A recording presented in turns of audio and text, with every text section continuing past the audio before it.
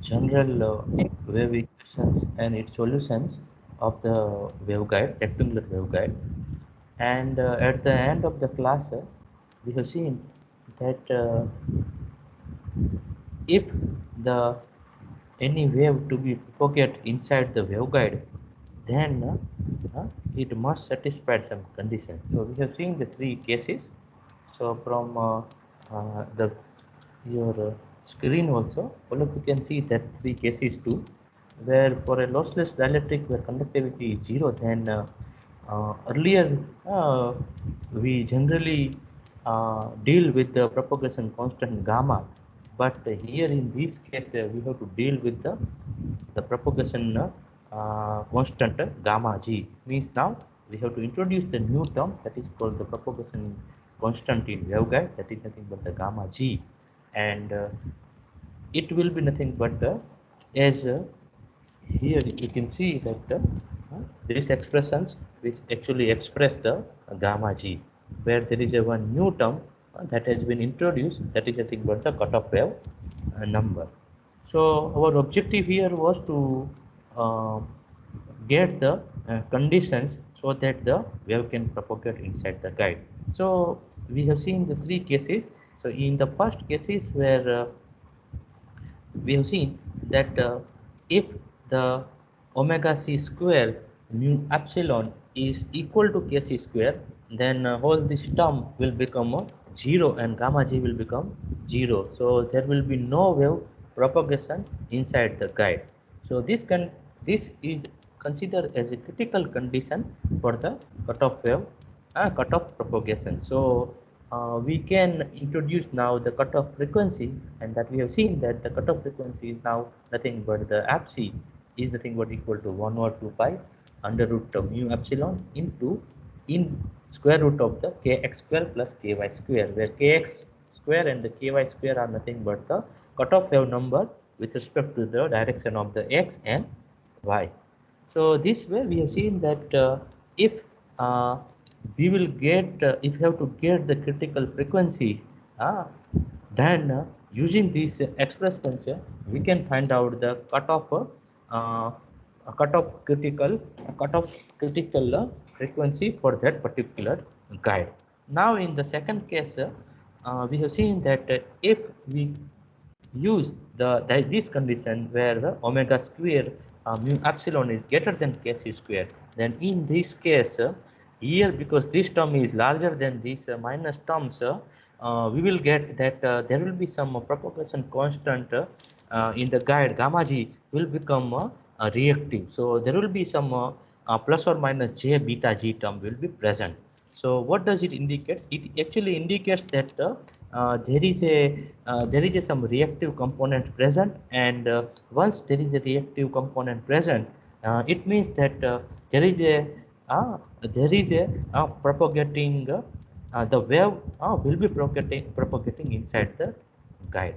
So the same thing we have seen that same expressions can be expressed by the in terms of the fc and f, like gamma g is nothing but plus or minus j omega under root of mu epsilon in bracket into square root of 1 minus Hello, f sir. square. Hello, yes, sir બધું sir ઉલટું visual ઊંધું દેખાય છે. બતાવે છે. શું થયું? Visual ઊંધું આવે છે. ઊંધું આવે છે. So હા, મિરર ઇફેક્ટ આવે છે. now it's fine. ઉલટી છે આમ ફેરવી નાખો આખી એવું નથી, અહીંથી ફ્લિપ થતું હોય છે એટલે. Now it's fine. Now it's fine. Sir આની પહેલા બરાબર હતું. હવે નહીં હજી બસ સર ઓકે ઓકે okay, હવે fine. બરાબર ઓકે છે. Okay done sir So this is what the another way to express the propagation constant in the guide gamma g in terms of the frequencies. So ultimately, I just want to conclude this part. Already we have seen our last class that if the operating frequency is greater than this cutoff frequency fc, then and only then the wave can be propagated inside the guide. So this way we have seen now the two cases. In last cases we have seen that if the omega square mu epsilon is less than the kc square,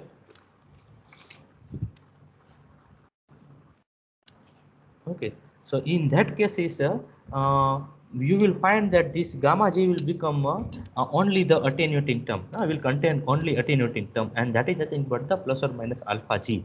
So this alpha g means that there is no now reactive component, only attenuating part is present, and once there is attenuating part, it means that whatever the wave that you are going to transmit inside the guide will be attenuated very soon. Okay, so hence wave cannot propagate inside the guide. So this way I can say that the if operating frequency f is less than the cutoff frequency, then wave cannot propagate. Wave will decay with respect to this minus alpha g into z direction, z terms, and there will be no wave propagate. So this way, I just want to conclude that if any wave which is going to be propagate inside the guide, waveguide, then this operating frequency should be greater than the cutoff frequency. That is nothing but this fc. So this is what the last time we have seen these three major cases, and based on that we have concluded that uh,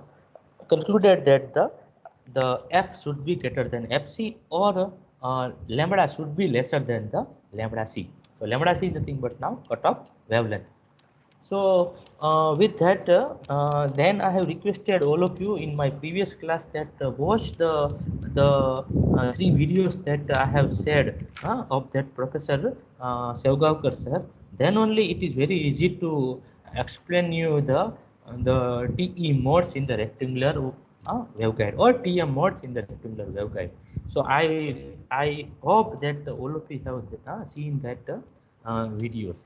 So now let me start very quickly and try to get the TE modes in a rectangular waveguide. So let me clear that I'm not solving each and every part of that expression, and it is also not in your syllabus too. So only thing that you have to take care that why and how these things happen. Okay, no need to derive each and every parts, because it will take I think more than 2 hours to complete the derivations, and I don't think you need also that much mathematics too.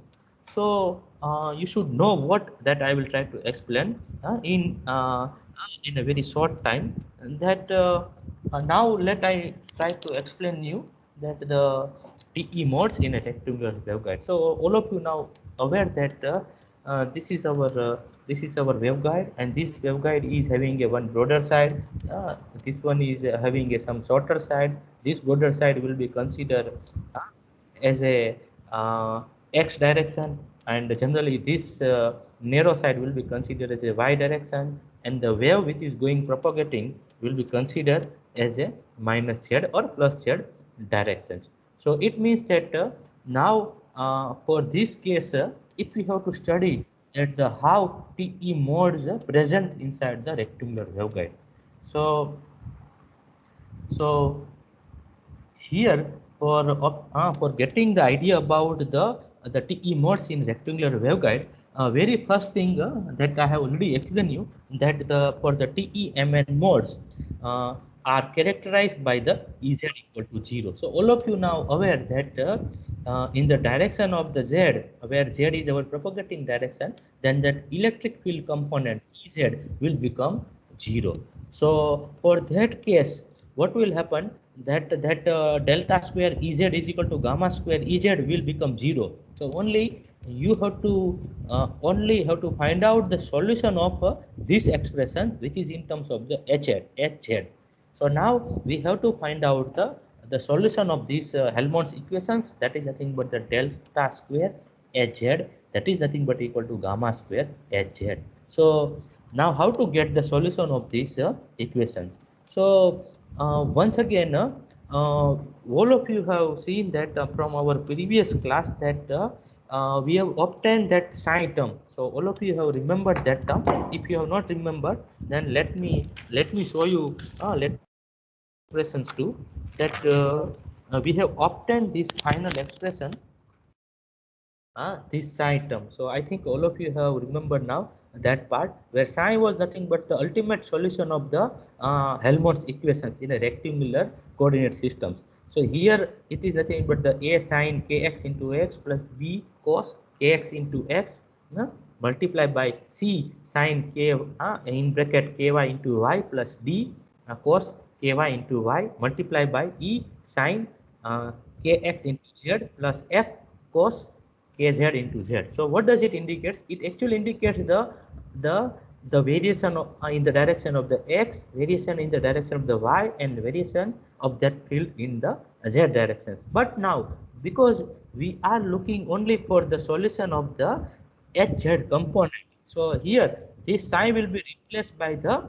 h of z, and because we already know that the wave propagation is in the direction of the z, so this full term E and F, all this last term will be eliminated. So here ultimately you will get only this part, A part, B part, C part, and D part. So here the same has been reflected here in this way, that now our H of Z is nothing but H of Z is nothing but AM sine M pi x by x plus B cos M pi x by A multiply by Cn sin ny n pi y by b plus dn cos n pi y by b e raised to minus j beta z beta z beta g z. So I think now it's clear that as we are looking only for the h of z component and we know that the wave propagation is in the z directions, so we are using this eigen functions, which is nothing but varying with the z. And we also know that from our last lecture, session, we have seen that we are trying to observe the field variation in the direction of the z, and that can only be possible if we will add this term e raised to minus j beta g into z. Then only we can find out that at a different space or at a different location of the z, we can observe the different h field. So here hz first we have to find out, and then once we know the h of z, we can find out the other component of that ex, ey, hx, hy, and hz. So this way now we have we are getting the such a expressions which is the solution of this above equations. But you can see that here I have added some other terms. Earlier it was a kx, earlier it was here ky, but now those who have seen that video of that Professor Sevgaonkar, he has mentioned that we have to find out that because we are looking this is nothing but your cutoff numbers, and that cutoff number is directly related with this physical dimension of that waveguide A and B. So these cutoff numbers are equivalently represented by this m pi by A, that is nothing but equal to kx, and that ky is equivalently represented by the n pi by b, and that is obtained by using the boundary condition. But we are not solving. I am just directly giving the idea that here now simply I have replaced these kx and ky by m pi by a and n pi by b, which actually represent the cutoff number of that respective directions. So this way now I have a solution of this h of z. So what was our objective? Our objective is to get the total 6 component. Out of that 6 component, now we have a now 2 component. These 2 components are, one is available, Ez is already 0. We already now know the h of z. So what is now our objective? We have to find out the other components. So how to get the other components? For example, ex, ey, and hx and hy. So for that case, we have to use the Maxwell equations. So for a lossless dielectric materials, the Maxwell equations can be expressed, as all of you aware that that is nothing but our Faraday's and Ampere's law. So using these Faraday's laws and Ampere's law, we will find that the del cross Ez will become minus j omega mu into Hz, and del cross Hz is nothing but the j omega epsilon into Ez. So if we will use the rectangular coordinate systems and their components, and then if we will put these numbers Ez and Hz here, and if we will solve these two equations, then I am directly writing. So please, please bear with me. I cannot solve each and every part, but I can show you that this is the way that the if you use that call operator, and if you do some mathematics part, then you will find that these are the six major expressions that you will get, and everything is in terms of the hx, hy, hz, ex, ey, and ez. So ultimately, what will happen? You will, if you use the these two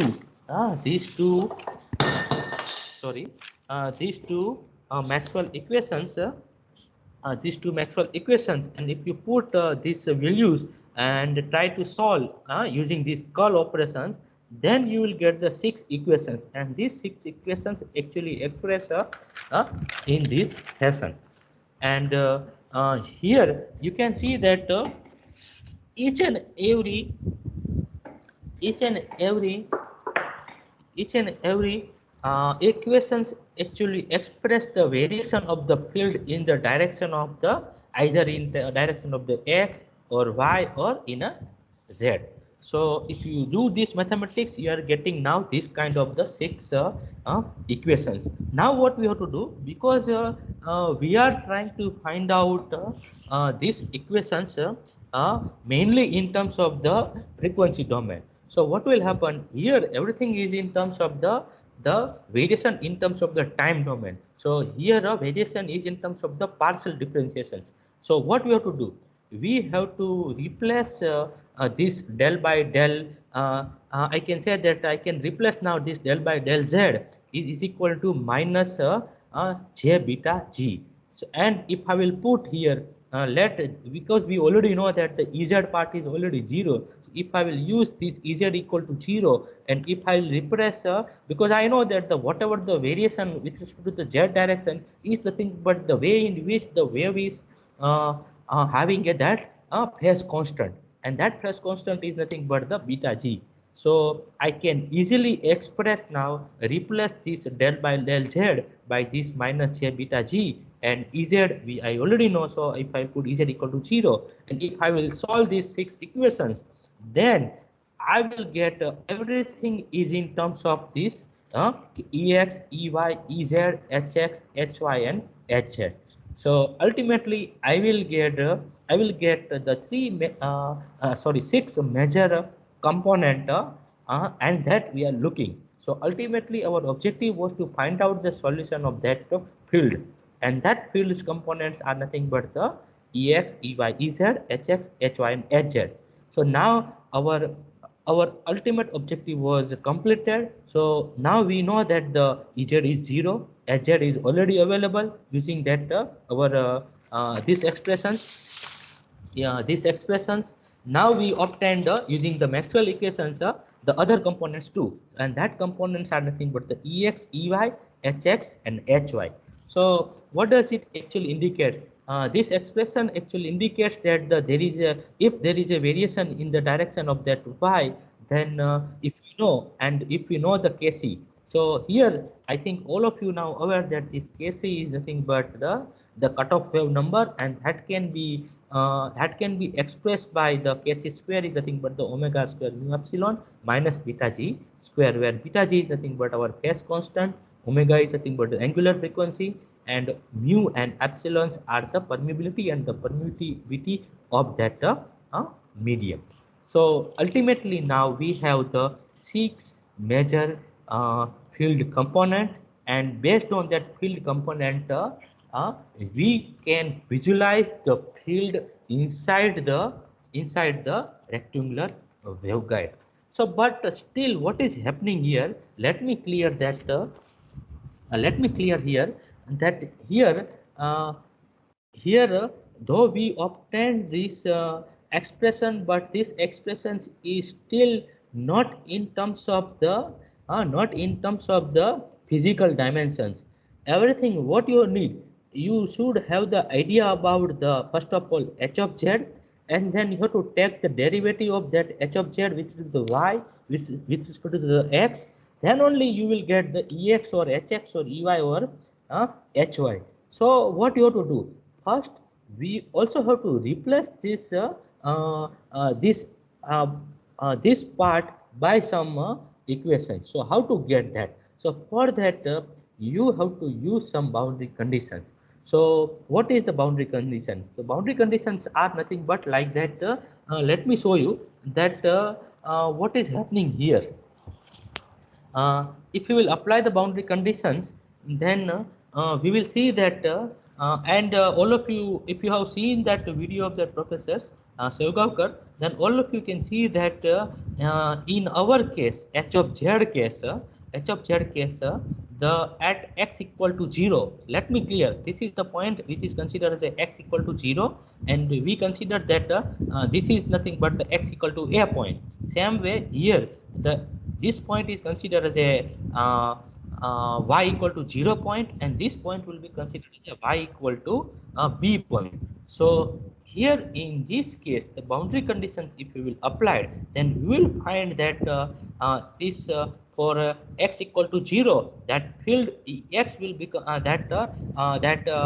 am boundary condition will become 0, and same way the c component will also become 0, because at this point h of z is going to be equal to 0. So hence I can say that ultimately because now out of that four expressions a, b, c and d, now a is equal to 0 and c is also equal to 0, and we know that in case of the normal component જે h of z હોય એનું જો derivative લેવામાં આવે with respect to the normal component, that component is also becoming 0. So ultimately જે તમે આપણે h of z નું ફાઇનલ ઇક્વેશન મળેલું હતું એમાંથી બીજા બે ટર્મ પણ 0 થઈ જાય છે.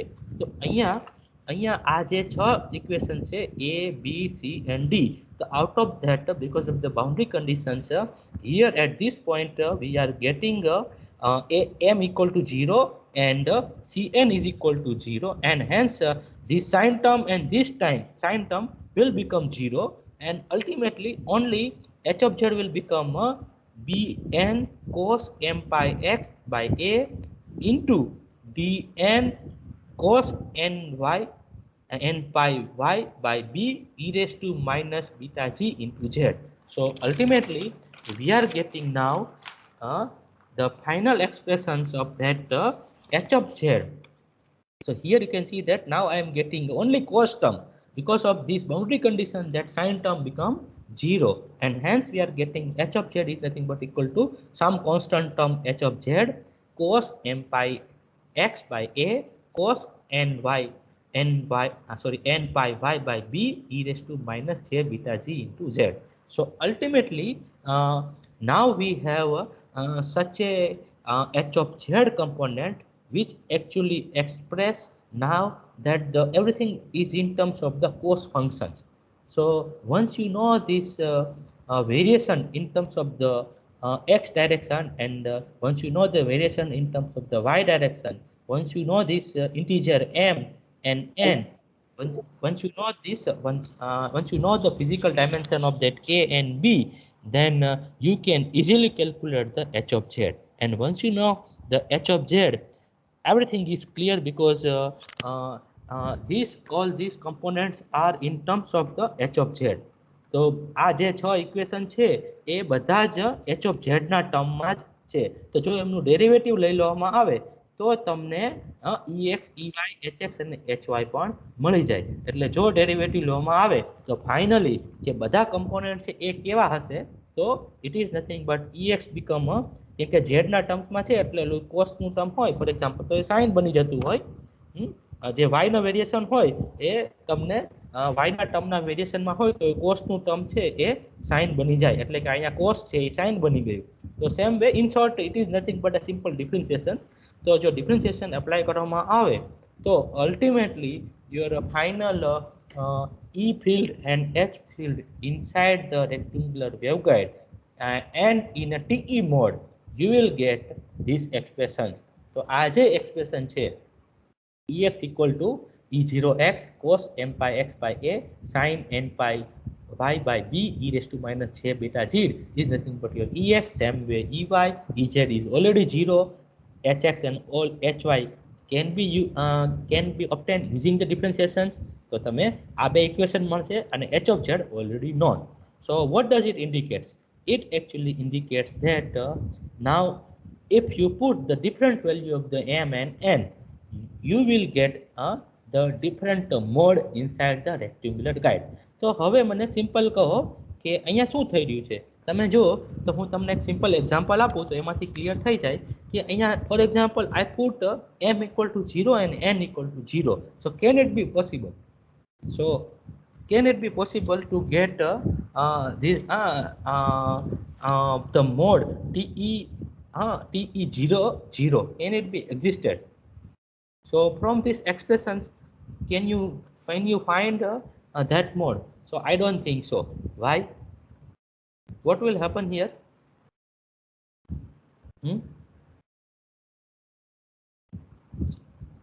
Are you getting what is my questions? Here what is happening that here I just want to get that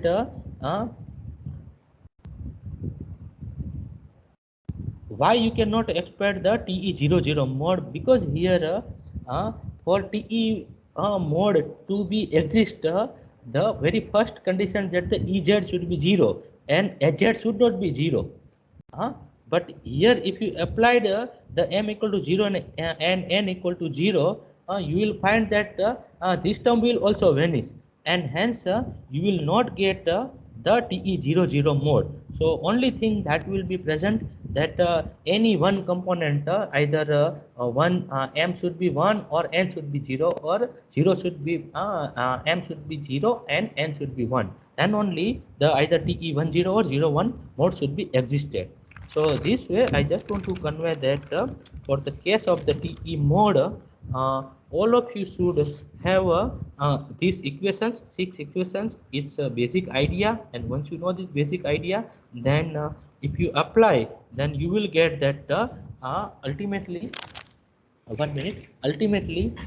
you may get the different modes.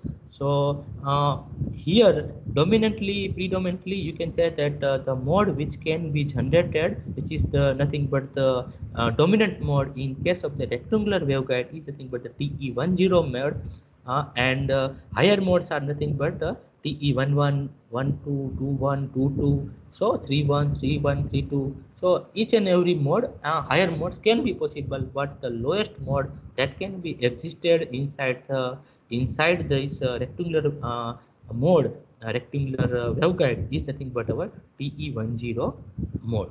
So this is what the way that the idea is. I can understand that it's not that much easy, because I have directly put so many equations in my notebook, but for that case first you have to solve individually. તમારે જાતે જ થોડુંક solution કરવું પડશે, અને જો તમે જાતે આ જ ઇક્વેશનને ફરીથી તમારી નોટબુકમાં મૂકશો અને એને સોલ્વ કરવાનો પ્રયત્ન કરશો, so I am sure that you will get these final expressions.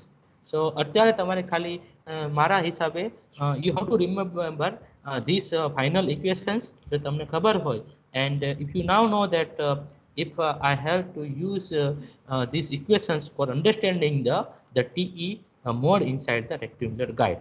So this is what the end of the TE mode. હવે હું એનાથી વિશેષ આગળ કહીશ કે what is the cutoff wave number KC for TE mode.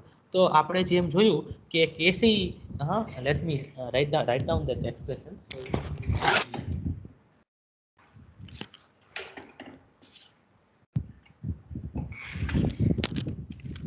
So hello. So you have seen that we have derived that the KC square is nothing but square root of KX square plus KY square, and but because we already know that KX square is nothing but the m pi by a, and ky square is nothing but the n pi by b square. So ultimately kc square will become now m pi by a whole square plus n pi by b whole square. So finally we have now the cutoff wave number kc square for the rectangular TE1 TEMN mode is nothing but this expression, and that is nothing but all of you aware that nothing but the omega c square root of mu into epsilon. And here please remember this a and b is in a meter. So if it is been given in terms of some centimeters or millimeter, first you convert into the meters and then you put this value here. So ultimately you will get the final expressions for your kc square will become kc square is nothing but now this is your kc square. So kc square is nothing but our m pi by a whole square plus n pi by b whole square.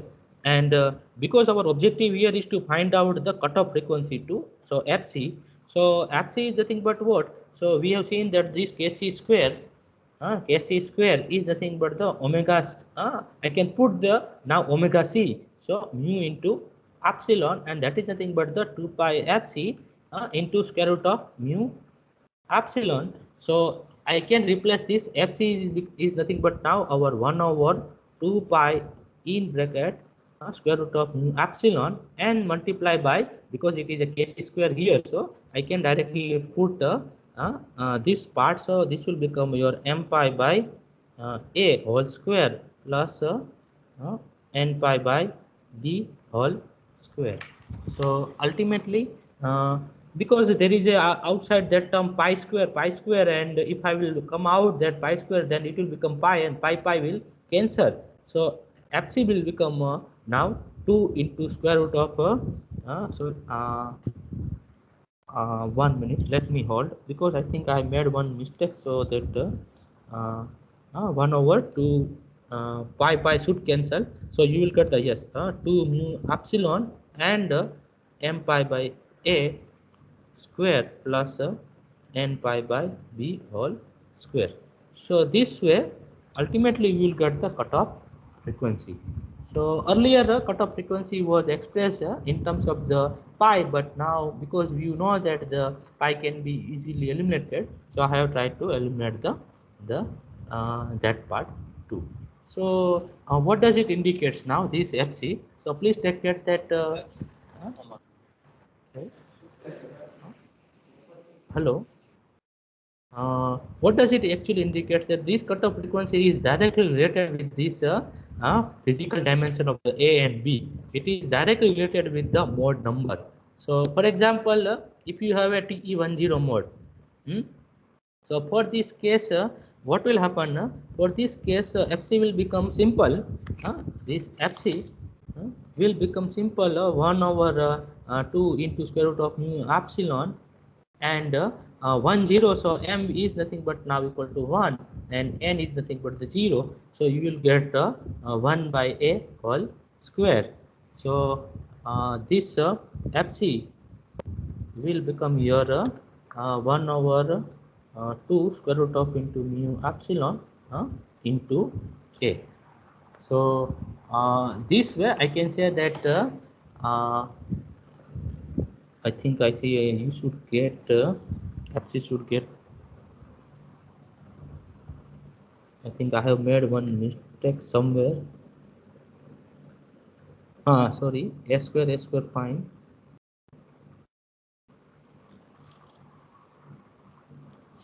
Can you find where I made any mistakes? Because I should get 2a, but I am not getting 2a. 1 minute. Okay, fine. Yes. So this is fine. This is what the FC, and if you convert in terms of the lambda c, so what will happen here? Lambda c is nothing but our yes 1 over fc, but where I think I made one mistakes where I go. I'm not getting the point. Hold, huh? 1 minute, hold.